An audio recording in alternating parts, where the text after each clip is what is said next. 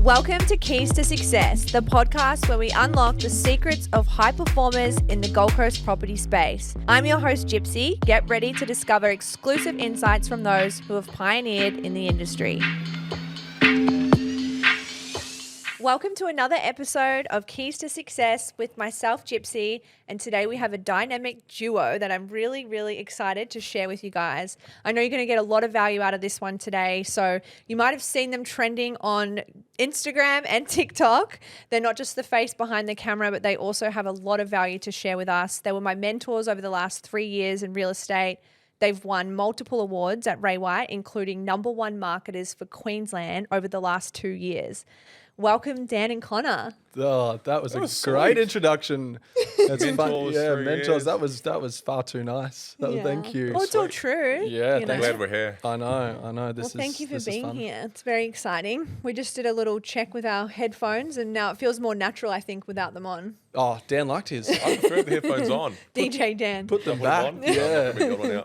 No, we're cool. Yeah, I'm excited to have you on Thanks here. for having us. You're welcome. So today there's a bit of a contradiction with the way your business first started, and we'll dive into that soon, because a lot of people look at going into business with your friend or another person and they think, oh, that will never work out, or you can't be business partners, or you know what I mean? Like having two people in real estate working together and actually working out. So we'll go into that sort of later on. But I think firstly, I want to start where your journey began in real estate and do like a bit of a compact version of it. But because I know it's long. Well, Dan's is super long. Connor's is long too. So I'm like, just for the listeners, because I think where you started and where you are now, it's actually a long journey, but like you've become so amazing at what you do now, and people see all of that, but all the stuff that you've done before that to get here, like let's unpack that a little bit.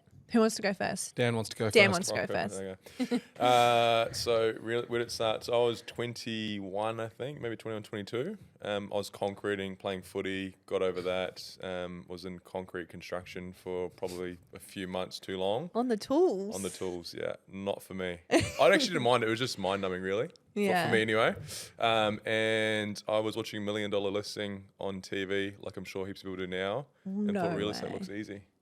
You're on social media, you're in camera and all that. And then I quit my job and went door knocking and found my job at Ray White Mermaid Beach with Gary Gannon. But the market was really bad. So that was probably back in 2014. Not like it is now. I knocked on like 10 office doors. Everyone said no except for one. So hang on, take it back. When you say door knocking, you weren't door knocking sellers, you were door knocking agencies to join. Yeah. So I quit my job on a Friday, the concreting, went to some cheap suit shop to just try and get Tara Cash. Tara Cash. I was hoping sorry, to Tara dive into this. Yeah, sorry, Tara Cash. Printed off like 20 resumes. My mum at the time was driving me around. My mum was driving me around from pretty much Tugun all the way up to Broadbeach. And I had a list of like 10 to 12 different agencies. Wow. And I was just knocking on the door, asking to speak to the principal for a job. I love that story. How Everyone proactive said no. is that? Go from office to office to office. In his only suit with his tie done up at 19, 20 years old, door knocking offices. But the story is the same day, and I know more detail that he didn't dive into. He did a bit of a trial. Please tell us the trial at Tara Cash. So I door knocked 10 offices. Everyone said no. And I was still just like, this is cool. I'm going to get a job today. I can feel it. Went to Tara Cash. And the girls there must have been having the most boring day, because they're like, okay, yeah, we're looking for someone, but you got to try and sell to us now. So I'm like, okay, what do I have to do? And they're like, pretend I come in, I'm looking for my boyfriend, we've got a wedding, and I need to buy an outfit. Wait, this is when you're shopping for your suit for real estate. They're trying to recruit you? I've spent half the day. Same day. I've spent the same day, so I spent half the day door knocking all the offices. Everyone said no. One person, which was Mermaid, said maybe, we'll give you a call. Went to Pack Fair, went to Tara Cash, and the lady's like, yep, cool, we're looking, but you got to try and sell to me right now. So I walked in, greeted her. She said, I'm looking for a suit. Long story short, I ended up having like 7 outfits, crosshair, holding it, walking around like, do you like this? Do you like this? Do you want to buy it? It was the biggest piss take, but didn't get that job. I love that. They were stirring him up. I just picture little 19-year-old Dan with 7 my outfits. Like, oh, what about this? What Yeah, about I'm like, this? this will be good, this will be good, this will be good, and like Your first sales job, you nailed it. literally, yeah, No, nailed it. no, you didn't get it. Didn't get a job Even there. better. But then anyway, I got into real estate. I probably was like, you got reception, right? I was not even the reception. I was like the reception's assistant. So I did that for probably like 2 years. Went into a sales associate role. Went down to Sydney for a little bit. Came back. So when you went to Sydney, you were in real estate in Sydney? So I was working at Bressick Whitney under a guy by the name of Ivan Bressick, top, like really good agent. Yeah, really good Learned a lot agent. with him in such a short amount of time. And then went to McGrath over at Coogee with a guy by the name of Mark McPherson, another good operator. And then left Sydney, came back here. That was probably maybe like 6 or 7 years ago.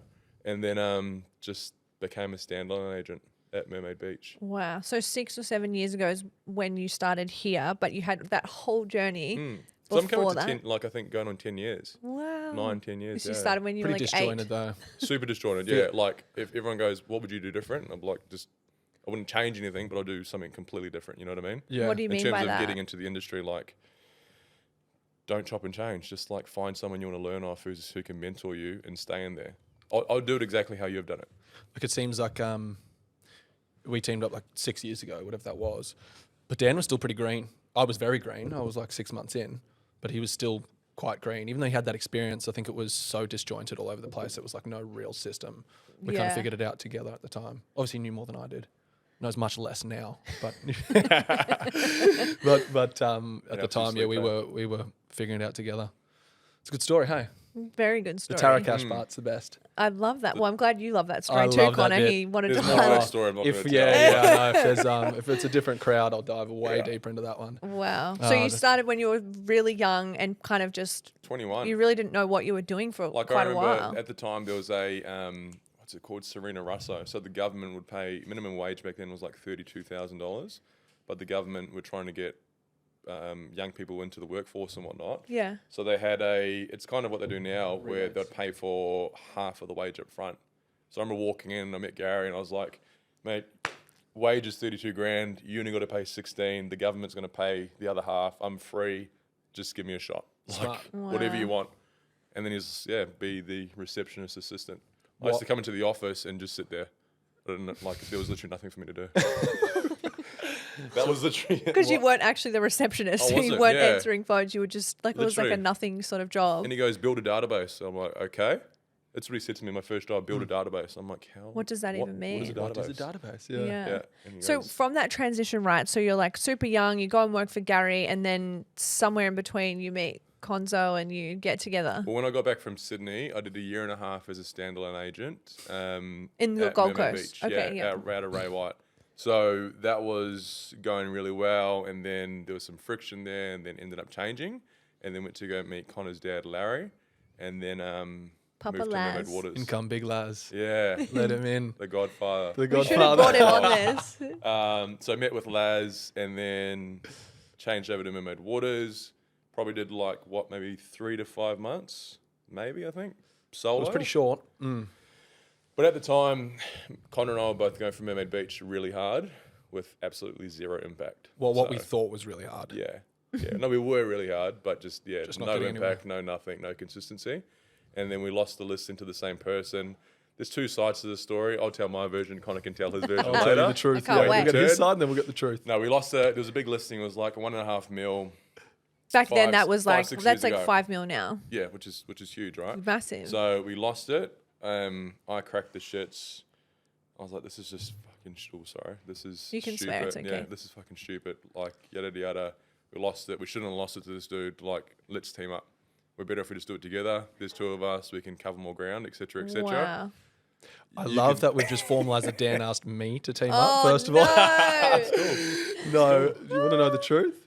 Tell me your side. Yeah, no, it's not the truth. No, that's about right. We were there.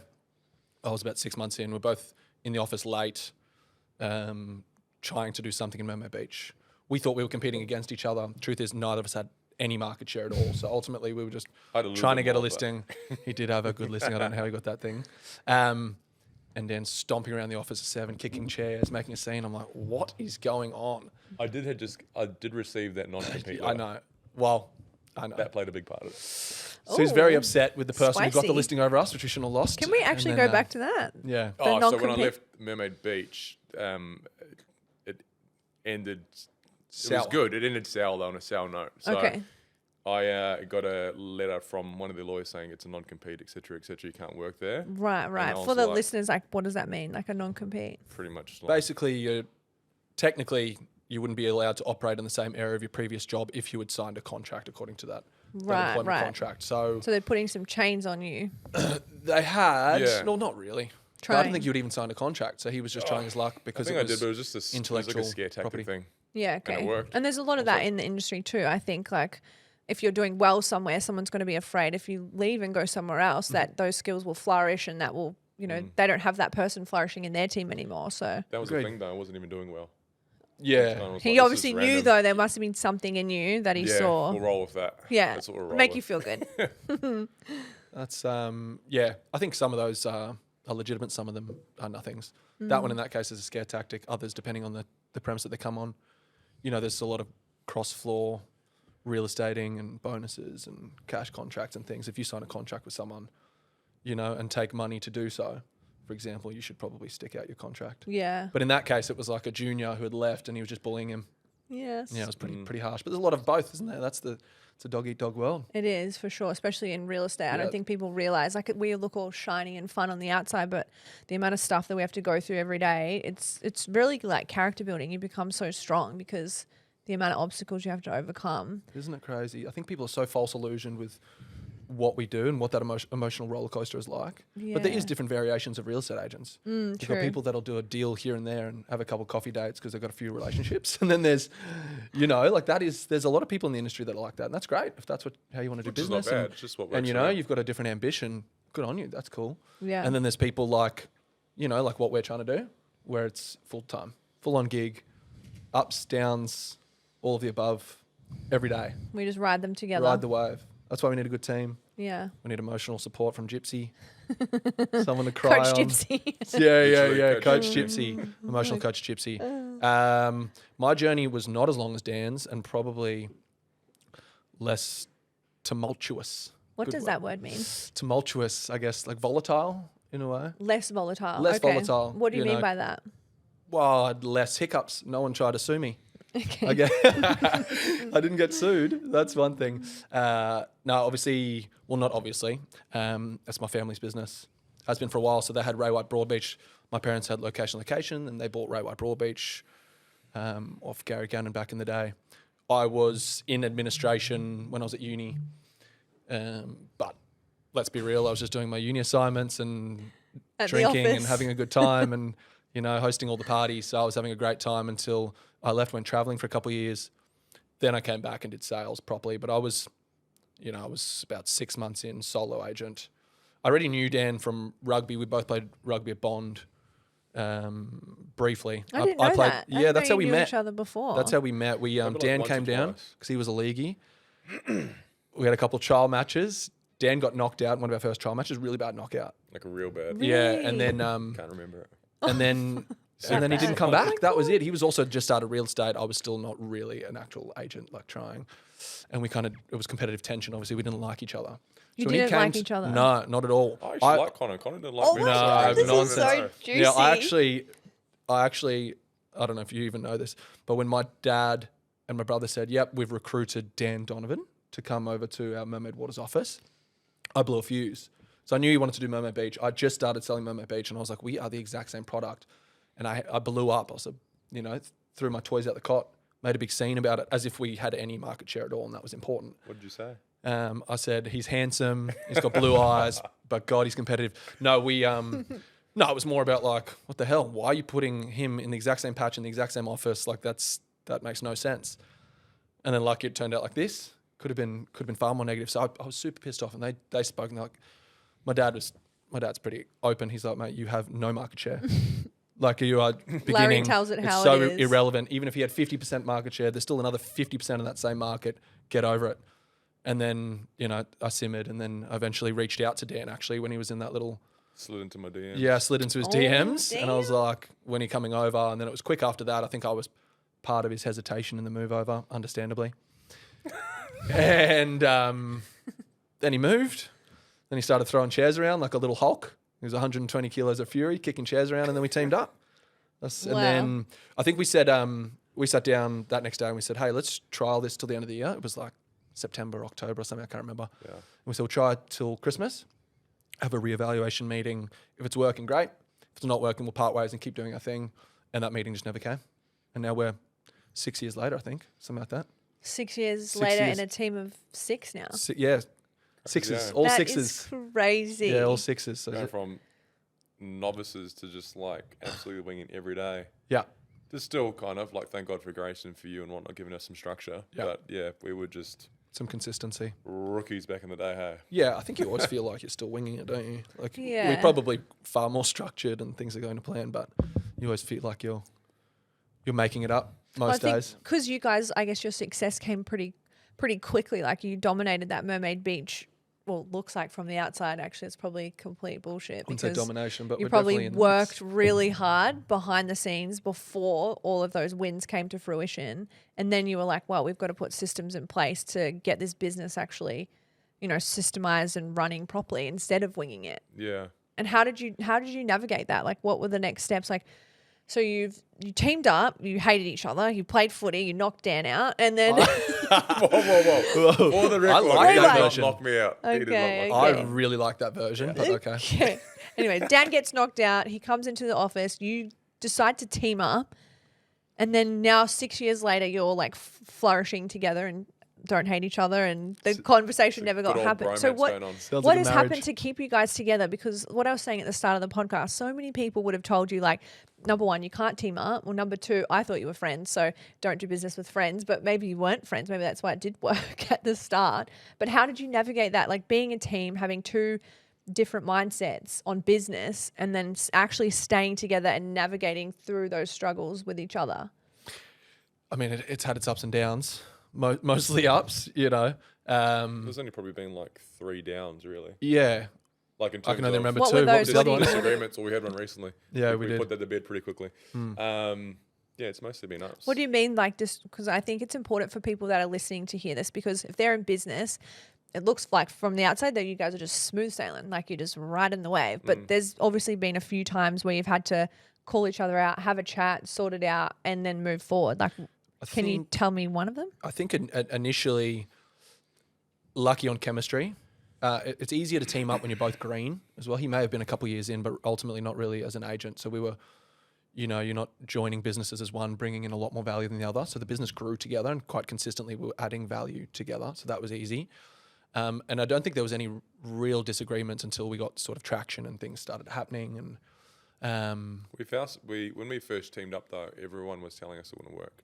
everyone. Like everyone, like even people. Why were they in the saying that? business. Like, why I do you don't know, think? because I think traditionally like partnerships don't work, and they're very rare to. If you- They might start and they might progress well, but then eventually I think they end up splitting up, or one person usually works harder than the other one and brings in more and whatnot.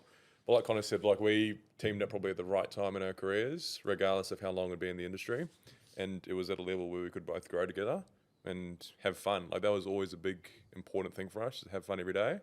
But yeah, it was funny the amount of people that said no. So I think like when we teamed up, one, chemistry worked really well, but then two, the fact that so many people were telling us that it wouldn't work, it was kind of like, well, Stuff you. stuff you. Yeah, we'll you're both prove you. competitive, obviously, so Yeah. you wanted to prove them wrong. And Yeah. And I think we came from like team sports. I think we flourished in that team environment. Like, it was never solo sports guys. We were never swimmers or anything. It was always rugby and team sports and we rallied. So I found it really productive and I was far more accountable to the work we were doing when I had a team. Like we used to just randomly do door knocking days and we would sit in the car and we just rev each other up. He'd just stop at a house. He goes, go door knock that house. I'm like, no, I'm not. He goes, no, go door knock it. And I'm like, fuck it, let's go. And we just rev each other up and we started Yeah. having a lot of fun and getting our wins. It wasn't until, a fair few years later where we had any issues as other factors start coming in. I mean, everyone has it, and especially in real estate, is we all have an ego, right? Who's main agent, who's front of marketing, like that's a big part of it. So that's something we both had to learn to suppress, I guess, which is a big learning curve for us because we were young guys, full of testosterone. full of testosterone. Well, some more than others. That's But- super key. What you just said there is like about ego in the industry. And I think that people don't talk about that enough. Like people say, oh, he's got an ego, blah, blah, blah. But egos can look so differently in different like aspects. And especially if you guys like team up, like it's such a fair thing, right? Like who's number one? Well, you both got to try and be equal and like put those feelings aside, but also like listen to each other. Like if you've got a concern about something that makes you feel shit, like talk it out. It's been a big thing though. Like if there's ever, and you'll know this in the team too, if there's any issue, no matter how big or small it is, if it's making you feel uncomfortable, bring it up straight away. Yes. Nothing's ever too small and nothing's ever too big. Just bring it up and then iron it out. I think for us, we came from different backgrounds, different setups, very, very different in that aspect, but we always showed a respect for each other from the start, which is just lucky. We aligned like that. So all of our conversations, almost all of our discrepancies were dealt very respectfully. It was important. The way I deal with, like, we had a fight not too long ago, actually, about a week or two ago. Oh, I didn't know about that one. Wasn't in the three. calendar. Keep it away from Yeah. Keep it away from the kids. I'm not your child. And the way it's dealt with was, I even said it after. I said, I dealt with that so delicately. I would never have done that even with my wife. With my wife, we just blurt everything out, yell at each other, sort it out. You're not going anywhere. You love each other. So this is, you're more delicate because your business partner will leave you. If you treat them like shit and do the wrong thing, they will leave you, Yeah. My wife's more durable than Dan. we love Ellie. She's definitely durable. Like, she's a boss, man. She's definitely I had some durable. conversations with her yesterday. I'm like, holy shit, you're an absolute weapon. Like, she can have some tough convos, and like, She is. she's just straight. They're on one at the moment too. I know, hey? we don't. Oh man, The they're girls doing are on. so well. Like, Yeah. ladies that list, shout out to you girls. I know. Yeah. I think Killing they've it. been the So underdogs for a beautiful. while. We've not paid them enough respect. They are pumping. Yeah. And they're savage. They're so good. They're They're good. really good operators. I know, I love it. But I Love to think see I it. want to come back to like talking to you guys about those open conversations, right? Because like obviously I started with you when I was like a tiny little newbie to now like being an agent and selling with you. And I think that you allowed me to have that safe space to always talk about how I felt. If there were any issues that I have, I could just come to you. And you're both like these personalities that are so accepting of people. You're not confrontational. Like, you both actually don't have, like we were talking about this yesterday, like you don't have an ego. And from the outside, people might think because you joke and like muck around, but you're actually really great humans. And that's why I love working with you, because you help to make me flourish and grow, but it's Likewise. because of, yeah. I agree. We're just a great team, guys. Yeah. Love it. Likewise, but you've you came in as an adult and you had a history and you'd been in sales, you understood a lot of the things, so it was easy for us to have that relationship with you, and But you're also a good person too. Like at the core of it, you'd always do the right thing by. You know what I mean? Like sales, you can find some shady people. Yeah. You know what I mean? They can always do the wrong thing by and always looking out for themselves. I appreciate I think that. morally you aligned quickly, so that was easy for us. Obviously, Yeah. and you were adding value instantly as well, so that's far nicer. But I think we've had that discussion because we've come from when we first started. Like, you can see the damage of an ego in a business, and especially because we were a team. You see a lot of teams, like a lead agent can have a massive ego because no one really puts them in their place. They're the boss.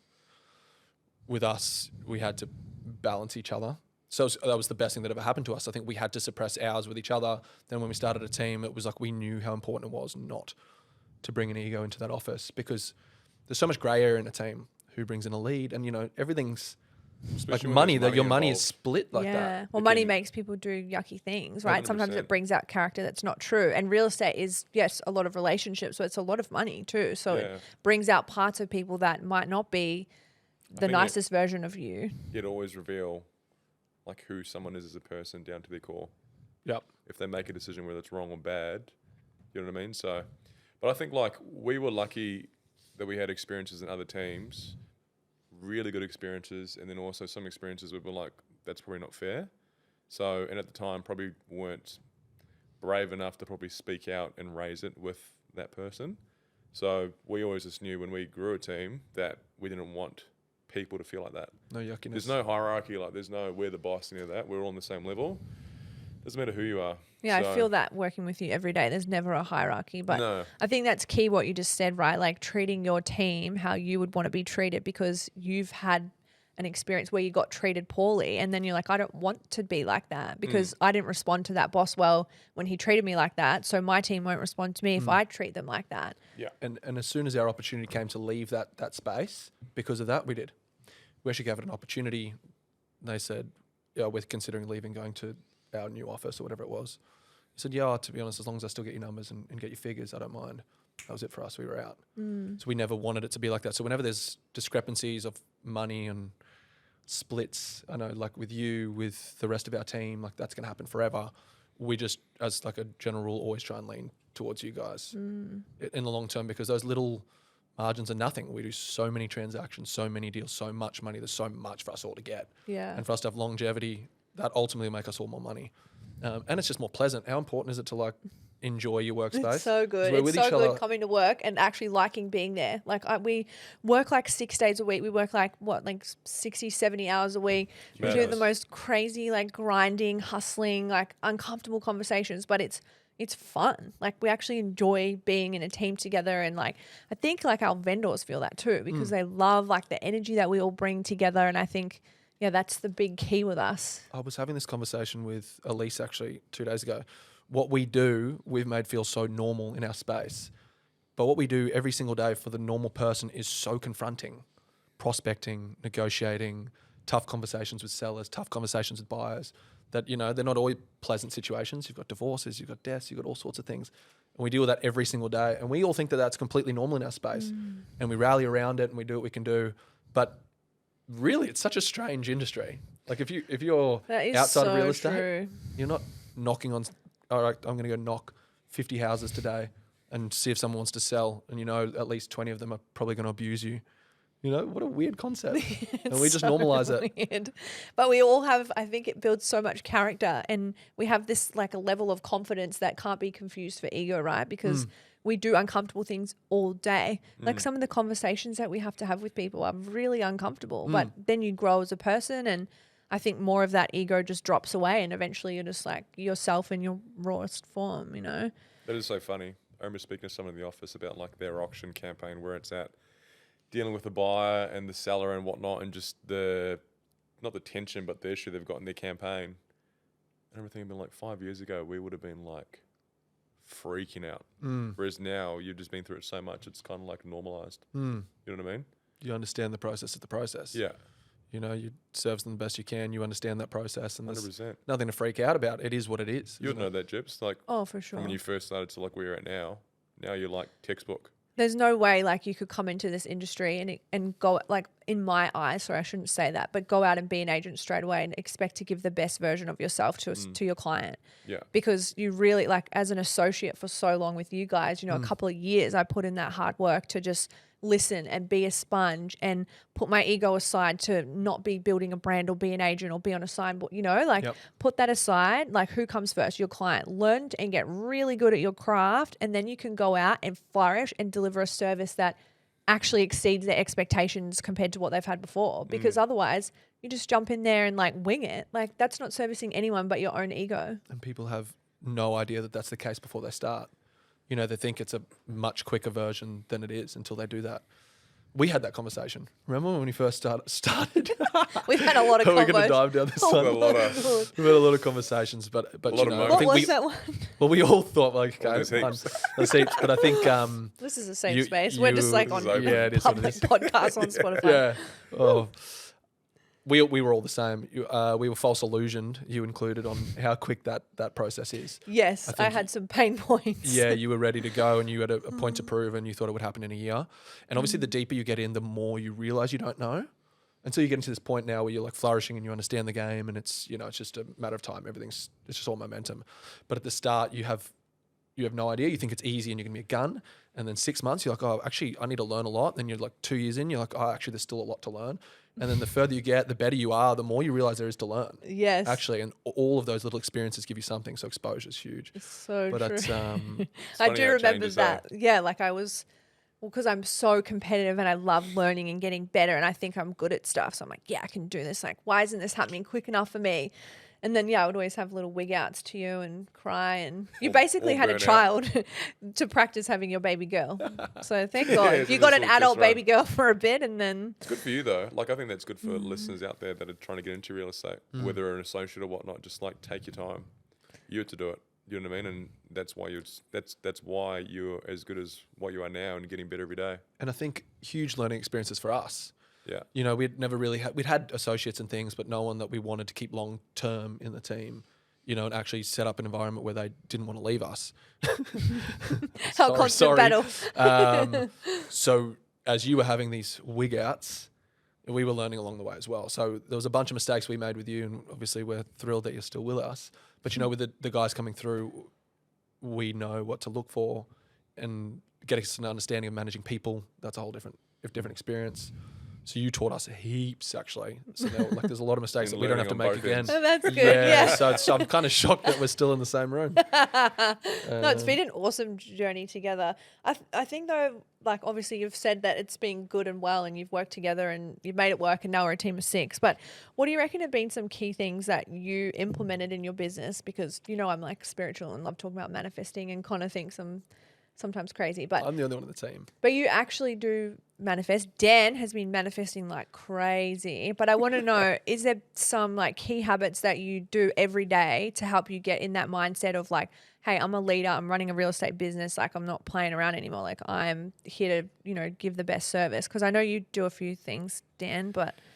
Yeah, it's been a journey. I think I would try lots of different things. Wake up at 5 a.m, sleep, like all that sort of stuff, you know what I mean? Because if you look at online, Instagram, like with social media, there's so many different versions around what people do with their morning routines. I think you just need to figure out what works for you, to be honest. So you think that is important, the morning routine? That's it. Because some people might not be a morning person. Like someone can go for a walk, go for a swim and still be activated like Connor is, you know what I mean? Sleeping in and whatnot. But he still turns up. I was not a morning person. Every day. Prior to real estate. That is, yeah, he wasn't. Everyone knows that. But now, like what it is now, of just training in the morning, getting some time with Danny, go get a coffee, go for a walk at the beach and hang out with some mates and whatnot, because I don't really see her until Sundays. So for me, it's like just ticking off that side of things. So then when I come into work, my mind's on, I'm sweet, and you can just attack the day. But it's changed. You know yeah, what I okay. mean? So you think like morning routines is so key for you guys? Like you have to have a good routine? I think you do. Sorry. No, I was going to say, I think you do, but you got to figure out what works for you. Yeah. I think people always harp on about being motivated and motivation. I don't think it's motivation at all. I think it's just discipline. My thing forever, and I feel like I learned a long time ago, was just the attendance theory. It's like you just show up, do it every single day. Like that's the difference between you and the guys that don't make it. Is there's like these brilliant, super talented people that come into the industry and they're pumping, and you're like, holy crap, he's been in for a year and he's just got this amazing listing and he's pumping. And then the year after, they're nobodies. They're not even in real estate, you know. And you've just got to understand that you just keep showing up, doing the right things consistently, day in, day out, with a good attitude. Make sure you enjoy your workplace. It just falls into place because it's just layers. It just builds and builds and builds and builds. So rather than doing real estate at 100%, I feel like I learned a long time ago. My dad was telling us this was about, This used to drive me nuts. Yeah, it was What? like, What he was about to say. be at Larry. 70, 80% capacity, because it's a marathon, not a sprint. So when we were pumping and sprinting and we were really high energy at the start, obviously, it's like just bring it back a couple notches, just pace yourself. And Dan was like, I was like, lads, you don't know. Yeah. You don't know, lads. Yeah, I know you've been doing real estate forever, but you don't know anything. You know, and then you're far more even keeled. You've got that little bit of time. You feel less stressed. So it's like train in the morning, have your coffee, relax, like whatever that is. I know you do some meditation, do some other things. Mine's just sort of hanging out with Ellie, having our coffee, being near the beach, whatever that is after training. If I can get that out, I feel like I've soothed the soul, you know, and you're prepared for a day, whatever that brings. And then you go into the office feeling cruisy, and then the problems start, you know, but you're ready to deal with them. But if you can do that every single day, they just build and build and build, same habits, you do the same calls, the same output, and then it starts rolling in, the business starts compounding, and it gets easier and easier, it's more pleasant, you attract your people, and then it just snowballs. So like now compared to, say, even where you are, it's much easier now and far more fun now for us than where you are, let alone where you were 3 or 4 years ago. And that's the toughest part. No validation, no credibility, headbutting a wall, You know, it's just chaos. Constant headbutting. Yeah, I feel like if you can get through that part of real estate, you can literally do anything because it's definitely the hardest. First 2 years, you get through first 2 years, you'll survive. Yeah, it is definitely was tough, but you guys made it easier, you know, and like what you were talking about, morning routine as well. Like I'm a crazy. What is your routine? Yeah, I was going to ask, what do you do? What are you doing these days? Well, I'm 4:20. Alarm goes off at 4:20. Oh, yeah, actually, that's right. We said that. Go to Pilates at 5, train for an hour, and then I go to the beach. I do grounding, and I do like everything that they say to do. And it sounds psycho. I'm like, oh my God, I do so many things, but it's like I have to do them. But I'll change it up, right? So I'll go to the beach, ground, look at the sun, meditate, or do an ice bath. Just something, because if I do meditate, ice bath, grounding, training, I'm like, oh my God, I've done like 30 over. things. Yeah. But I can do all of that before like 7 o'clock, you know, and then I get in the office at like 7:45. So I try and do all of those things, and then I write in my gratitude journal if I want to do that, or just journal something that makes me feel good. But I think what you're saying is like that morning, setting your morning up for your day, even if you're not training, like what you're saying, like having a coffee with your partner or having like a good convo with someone so that your mind is ready for what the day is going to throw at you. Because if you wake up, get out of bed, boom, go to the office, how the hell are you going to handle shit that comes at you in the like day? I was saying this morning, I heard a good quote. It was when you wake up, like talk about discipline, like if you sleep in the morning, you go to work, like why do you just get up early? And this dude I was listening to, he said, the reason why I get up early every single day and do what I need to do is I'm not thinking about how I'm feeling in the next 60 minutes. It's how I'm going to be feeling in the next 2 to 3 hours at work. Like want to be on, don't want to be like cloudy and whatnot. Yeah. So I don't train in good. the morning, I'm going to work. I'm literally, my brain's a cloud. Oh, it's the worst. It takes me like an hour or two to snap out of it. If we have an important presentation and my morning's stuffed and the baby didn't sleep or whatever it is, no matter what, I will have to do something. It's like no fog on the brain. Even if I'm a little bit late to work, I'll have to run, you do a little ghetto workout in your kitchen. It's like, honestly, I'll do burpees or something before the presentation. I'm like, absolutely not. I just need to reset that, get the fog off my brain before we start it. Couple burpees. And I'm improvising a little bit because I've recently had, little periods of not sleeping. Because of the baby. It's a new territory. And I didn't appreciate all the time I had before this, like as far as the mornings you take for granted, just being able to get up and go to the gym and have that time. But I was never probably not as disciplined as you've been. You're But I don't have a but child. I think you're a perfectionist as well. Yeah, Are you? that is like detrimental to me sometimes too. Would you? So, say your morning got stuffed, you missed your alarm, you've spilt all over your shirt, car's broken down. What would you do to get back on the horse if you had a big day at work? To be honest, like that stuff doesn't ever happen to me.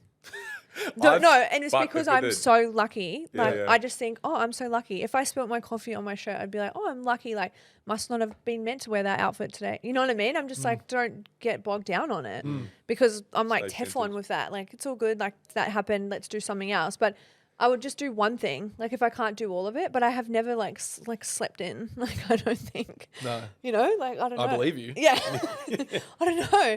And like, cause me and my hubby are doing 6 months, like no alcohol. And it's so interesting. Everyone's like, oh, how do you feel? Like, do you feel different?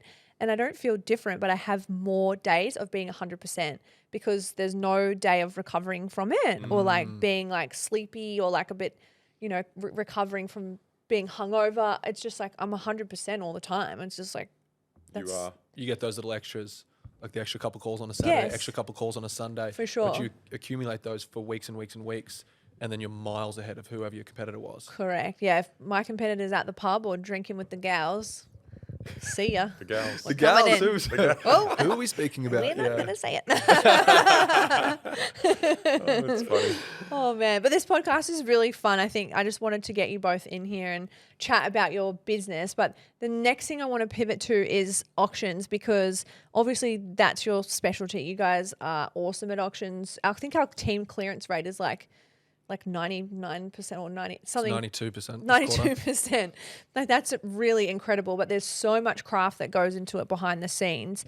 And I think just to add some value for our listeners, in terms of like that auction process, are there any tips that you can give to people that are buying at auction? Because I know you guys do a lot of profiling of like the people that are coming in, like the seller, the buyer, like people that are going to be there. Like what tips can you give to people that are looking at auctions to buy at them? Because that's, where you guys really flourish is auctions. So what was the question? What are the tips? If you're a buyer Yeah. and you're looking to buy an auction, Yeah. what tips would you give them? Because you run auctions like Yeah. no one else. And obviously, like, there are certain things that buyers can do to help them buy at auction. And there's things that other people would advise them to do that doesn't help them buy it. I think old history probably would say for buyers to be really cagey, not open with an agent. The agent's the enemy. There's no win-win situation. Do you know what I mean? So I feel like that theory is good. Like, for some people, they might still roll with it, and that's their thing. Good for them. I think for us as a buyer, if I'm buying at an auction, you want to try and be open with the agent, explain to them your situation, try to find out what the seller's circumstances are, what's important for them. Obviously, the most price is usually it, but is there any other important factors? Well, that's key, what you just said, like finding out the seller's circumstance. Yeah. Because a buyer wouldn't know to do that. But if they find that out, then they know the motivation, and then they can have more confidence of buying at auction that there's actually a reason, you know? So that's quite a good tip. Yeah, I think like that, and like what ideal settlement time frame are they looking at? Is there anything that's more favourable for them and stuff like that? But I think overall, just being open with the agent, do you know what I mean? And being nice to deal with them. Sometimes when we find buyers that are probably very aggressive at the beginning, we will still deal with them and whatnot, but they think that's a win. It's probably not actually the right thing to do, you know? You Yeah, want it the creates agent to help you. friction. We're trying to help you, yeah. 100%. What do you reckon? Yeah, absolutely. I think ultimately, if you can come in and you have a good relationship with the agent, subconsciously they want you to buy that property. They're going to do their job, but subconsciously any of those agents in there are going to give you the information, give you as much as they can, and help you prep for that auction. In many cases, if you've got a good relationship, they'll sit down with you, go over bidding strategies, get your mindset, you know, get you in a really good place to be in a position to actually buy it on the day, which I think is really, really important. There's a lot of people are nervous around how to perform on that day. So if you've got a good relationship and the agent's been helping you, you'll go in confidently and you'll bid with confidence and you'll have a good strategy, and that should help you buy the property. Like, I know we always go on with the people that we like. We talk about their bidding strategy. We talk about their prices. We talk about, you know, the persona they should have, the alpha bidder strategy that we always go over. Yeah, being confident on the auction floor. And that's right, being confident, their rate of apply, bidding back quickly, increments, you know, like having the facade of having bottomless pockets, scaring out all the competition earlier than they should. We go over all of those things in detail, then they can get there on the day, they feel confident about it, they have a good game plan, they actually buy the property. You know, it's not us against them. You know, we're actually there to help them. Yeah. So I think the worst thing you can do is come in, put your walls up and be, you know, some people aggressive, quite negative. I think that makes it very hard to buy a property, especially at auctions. Some people will think, oh, we won't bid at auction, we'll just wait till it passes in. Like, don't. The seller's up for auction. If it passes in, great, but like still be in the action. It's always, we've had, and you'd know this too, like over the years, there's been those buyers that just won't bid at auction or whatnot because they've just, I think it's more of an old school mindset, really. Well, auctions used to pass in, right? And now they just, a lot of them just sell under the hammer. Yeah. So you got to be there to win it, you know? Majority of the coast has changed since COVID because a lot of interstate buyers are coming from Sydney and Melbourne, so it's more auction orientated. I guess the hesitation is them overpaying, right? Sometimes in those conversations.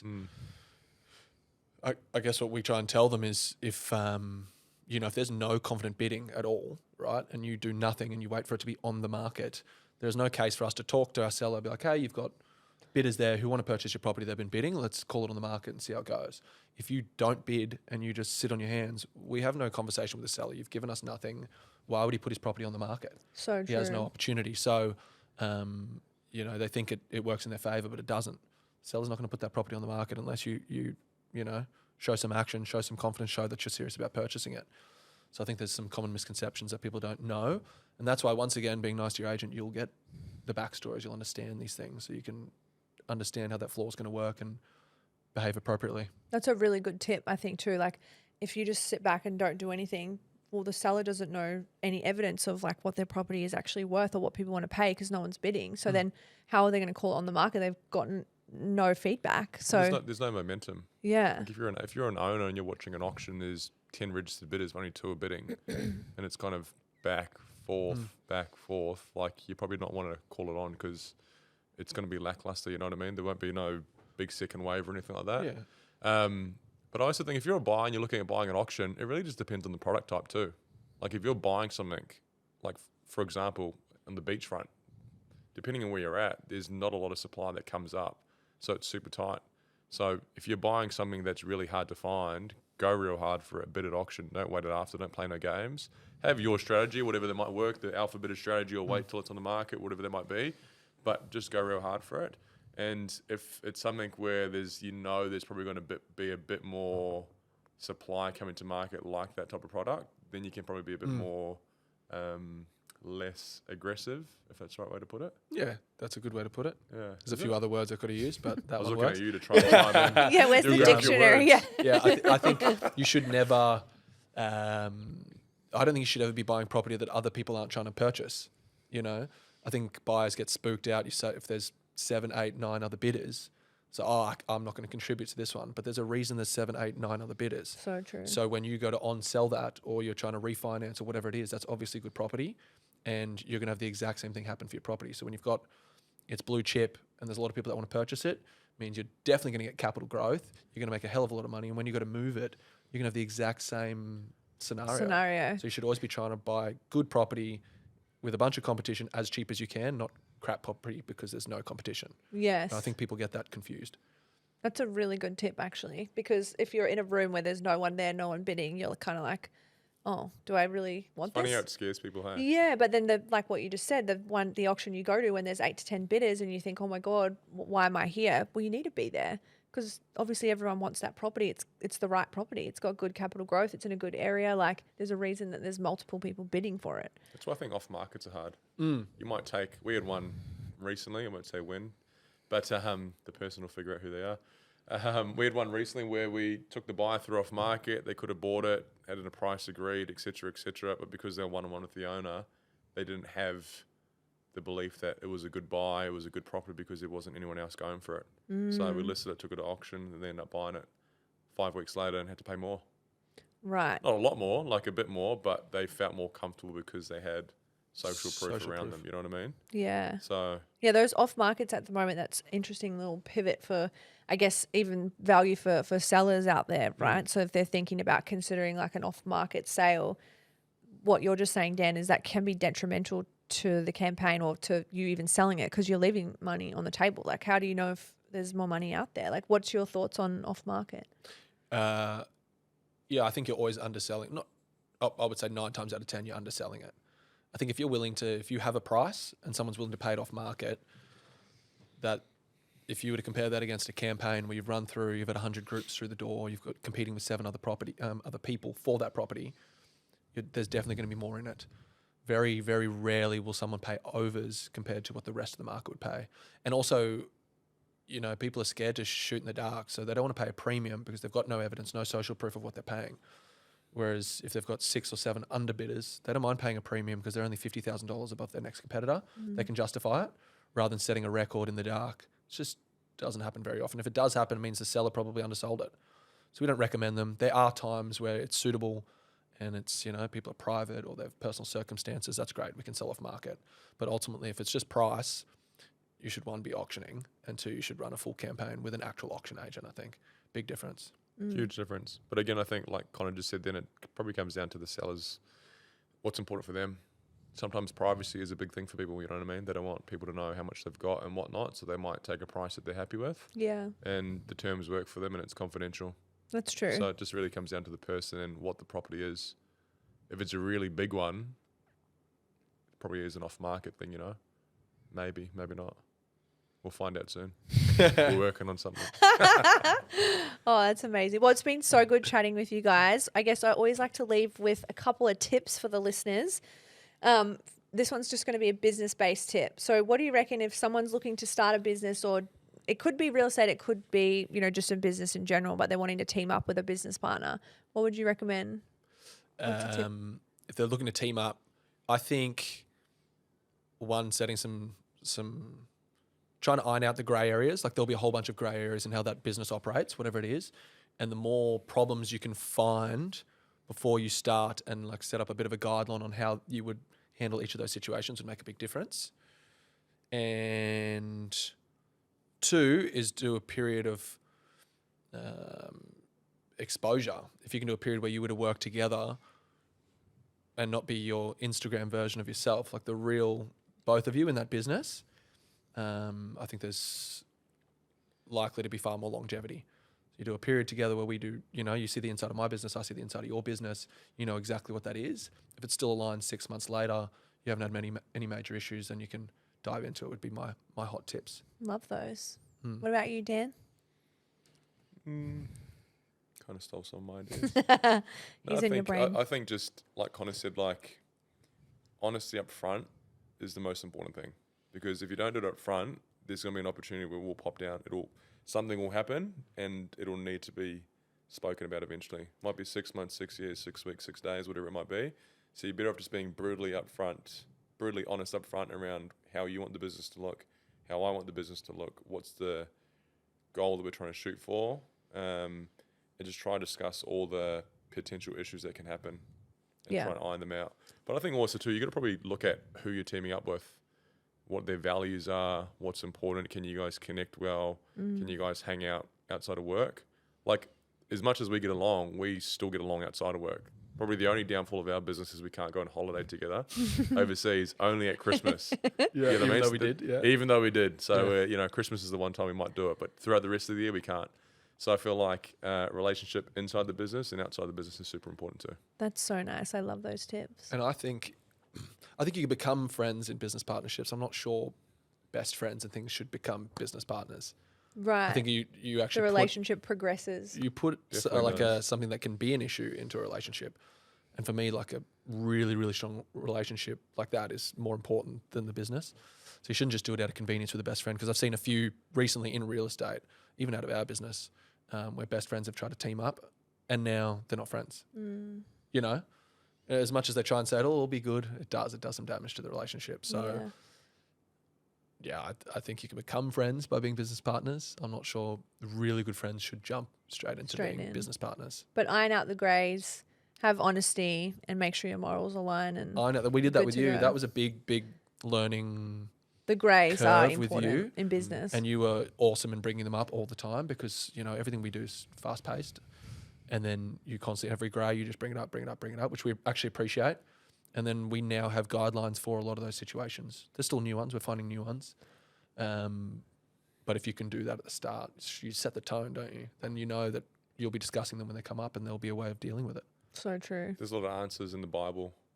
The team Bible. Our Bible. I thought you meant the actual Bible. The Bible. Okay, let's turn that. In the team Bible, because all the grey areas called this is the situation, this is what happens. You know what I mean? There's like 100 different scenarios, and it's just all broken down because of the grey areas that we openly discuss. Gypsy's got another 100 to find. 100%. Yeah. I'll find them. I don't doubt you. Well, this has been so fun, guys. Thank you for joining us again.